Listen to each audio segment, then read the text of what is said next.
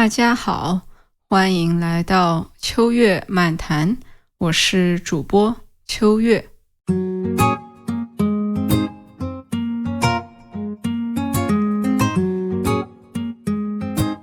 嘿，朋友们，大家最近怎么样呀？我最近心情很不错，那原因之一呢，就是我开始上钢琴课了。其实我从小学过蛮多乐器的，我在大学毕业之后学过只弹吉他4年，然后在我来荷兰之前呢，我就停止了只弹吉他的学习。然后在我高中毕业的那一个暑假，我有自学过口琴和电子琴。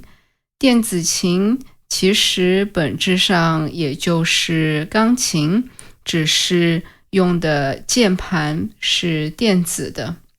然后呢，在我小时候，大概在小学的时候，我学过一段时间古筝。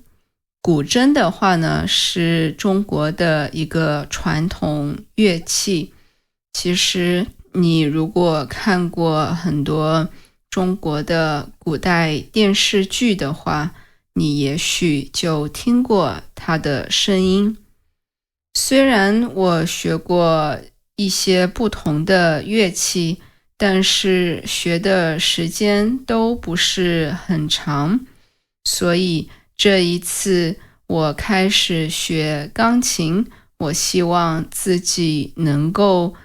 继续坚持下去，并且能够不仅仅是演奏某一个乐器，还能够编曲，甚至是作曲。可以说我一直都有一个音乐的梦想。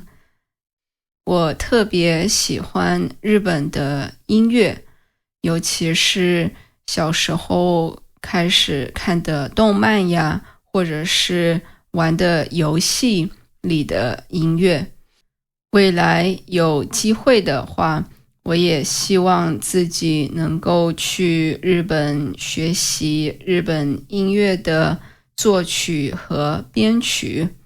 那为什么我这么喜欢日本的音乐呢？其实和我从小暴露在日本音乐的这样一个环境有关系。我记得小时候在中国会有那种专门讨论日本动漫的杂志，然后每一期杂志呢会附有2张 CD， 那一张的话就是当时每一个季度新出的日本动漫的音乐。当时呢，我几乎每一期杂志我都会买，然后每一期杂志里的音乐的 CD 我都会收集起来。我记得很清楚，当我小时候暑假一个人在家里的时候，我就会放这些音乐 CD 作为我的背景音乐，然后去做其他的事情。这种长时间的暴露在某种音乐类型下的环境，很大的影响到了我现在的音乐的偏好，以及我未来想做的音乐类型。日本音乐的一个很主要的特点就是旋律性特别强。旋律指的就是 melody。当你听一些日本的歌曲也好，或者是纯音乐也好，你会发现他们对于旋律的构造非常的有自己的特点，也会非常注重旋律本身。那相对应的是，西方的音乐会更加注重节奏和和弦，也就是 rhythm and chords。当然，这是非常泛泛而谈的概括性的说法，但是的确我非常喜欢日本音乐里那种优美的旋律。那我相信音乐的重要性不仅仅是对我来说是这样的，对于很多人来说，音乐都非常的重要。我不知道你有没有看过最新一季的 Doctor Who。 那在最新一季的 Doctor Who 里边有那么一集或者是2集吧，是在说音乐的重要性的。这个故事大概说的就是在一个音乐不存在的平行世界里，这个世界会有多糟糕。在没有了一些很重要的歌曲之后，可能这个世界上会有更多的战争，可能一些人不会存在，人们不再对彼此抱有善意等等。那为什么音乐这么重要呢？我认为音乐它是世界上唯一一个真正的通用语言。通用语言指的就是 universal language， 也就是说你不需要任何的学习，你就能够通过音乐和别人交流。而且这个交流不仅仅是传达一些想法和意思，音乐区别于别的交流方式的一个特点，就是它能够非常好的传达情绪。我非常喜欢的一个日本作曲家久石让，日文名叫做 Hisaishi Joe， 他为很多 Ghibli 电影做了曲子。那他在一本自传里有这样一段话：所谓音乐是无国界的语言，并不仅仅是说音乐可以相互理解，而更深层次的含义在于人类对于声音的体会是一模一样的。比如说频率、和声、和弦等等。拿古代东方、西方的音乐起源就知道了，音乐才是可以跨越时间、跨越国界，使人们相互理解的语言。上面这段话是我当时读久石让的自传的时候摘抄下来的。我觉得它很好的说明了为什么我认为音乐是真正的通用语言。首先，我们大脑对于音乐的反应其实是一样的，不管你是出生在中国，还是出生在欧洲，还是出生在其他国家，我们人类的大脑对于音乐的反应是类似的，因为音乐的本质就是不同频率的波，波指的就是 wave，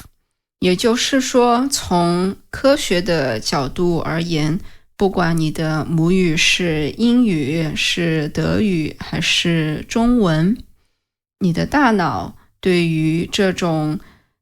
波的反应都是一样的。这也就是为什么不管来自于哪个文化的人，当他们听到同样的音乐的时候，他们能够感受到的情绪都是类似的。并且当我们听到音乐的时候，大脑会释放多巴胺。多巴胺指的就是 dopamine， 所以你会感觉到更幸福。同时呢，我们大脑里掌握记忆的那一个区域叫做海马体，也会对音乐有反应。所以当你听到一些小时候听过的音乐的时候，你立马就会想起来和那个音乐相关的一些回忆。所以音乐对于人类本身以及每个人的重要性，不仅仅是因为它和历史的关系，本质上其实是因为音乐在生理上会对每个人都有影响。那正是因为这个原因，当你去听音乐在不同时期的形式和风格的时候，你也能够感受到不同时代的精神。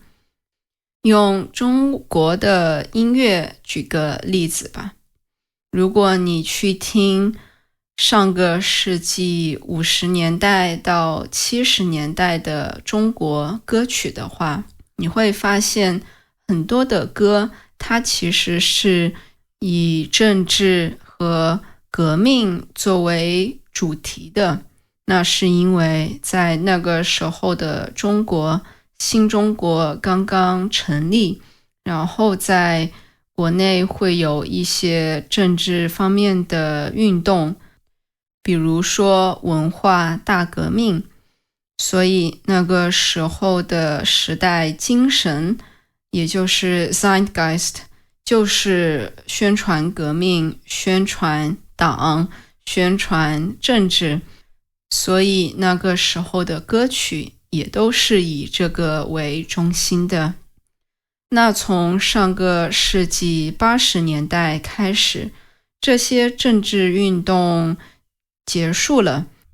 当时的中国的一个很重要的事情就是改革开放，也就是中国开始密集的和其他国家开始贸易，开始交流。所以那个时候开始，中国的歌曲逐渐的开始表达个人的想法，表达自己的个性，表达青春，表达多元化等等。那这个风格一直是持续到了2010年代吧。那从2020年开始，其实在中国有一个类似于在欧洲的文艺复兴的这样一个趋势，也就是中国的传统文化逐渐的被大家所重视，包括中国古代的服装呀，中国古代的一些艺术形式。那现在很多的中国的流行音乐就会用中国古代的乐器，比如说我们刚刚提到的古筝，以及比如说二胡等等，来作为现代流行音乐的元素之一。这也是因为中国的地位现在在国际上和可能10几年、20几年前相比有了提升，所以很多中国人对自己的文化有了自信，所以中国传统文化里的一些元素也被人们所重视，在现代的一些个人表达、艺术表达当中，也会更多的用到传统文化里的一些元素。所以说，这就是一个很好的例子，通过对于不同时代的音乐的观察，你大概就能够得出那个时代的人们所关心的事情是什么，他们的精神状态是怎样的。所以我认为音乐不仅仅是跨越了不同文化、不同语言的交流的方式，甚至是跨越了时间的这样一种交流方式。那播客的最后，我也想分享一个我之前听过的关于音乐的理论，你也许会有不同的观点。那这个理论就是说，你在14岁听的音乐，就决定了你成年之后的音乐偏好。大概的意思就是说，你在青少年时期听的音乐，会决定你现在听什么音乐。当然，这个理论是有一些过于绝对了，但是背后其实是有一些科学依据的。那第一层科学依据就是我们人类的大脑在青春期的时候其实是非常有弹性、非常有 flexibility 的，所以当时你形成的记忆和情感的联系非常的深，也就是说那个时候你听的音乐其实和你在青少年时期所体验的那种情感能够被联系起来。那你现在去听当时听的音乐的时候，你可能就会回忆起当时的开心呀、失望呀、焦虑呀等等，所以你会对某些音乐的情感的反应会更强。而当你现在去回望你的一生的时候，你可能对于青少年时期，也就是14、15岁，甚至是到20岁之间的记忆是最深刻的，而不是当你5、6岁或者7、8岁的时候，也就是你现在能够回忆起来的情感的最高峰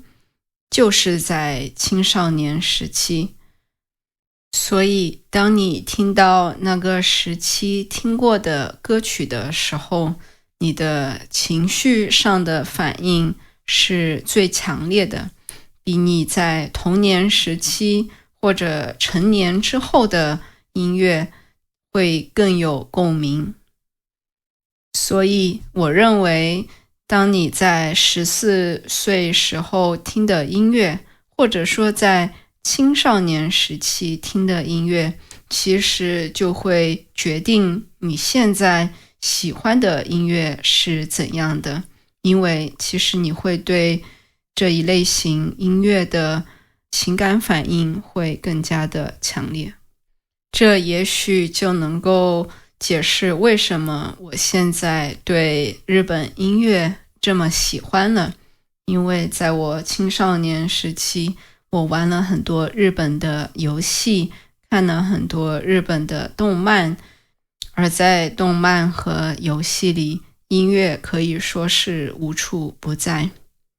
不知道你对这个理论是否同意？你现在听的音乐的类型和你青少年时期喜欢的音乐是类似的吗？欢迎留言告诉我。那这一期播客到这里就结束了，我们下期再见，拜拜。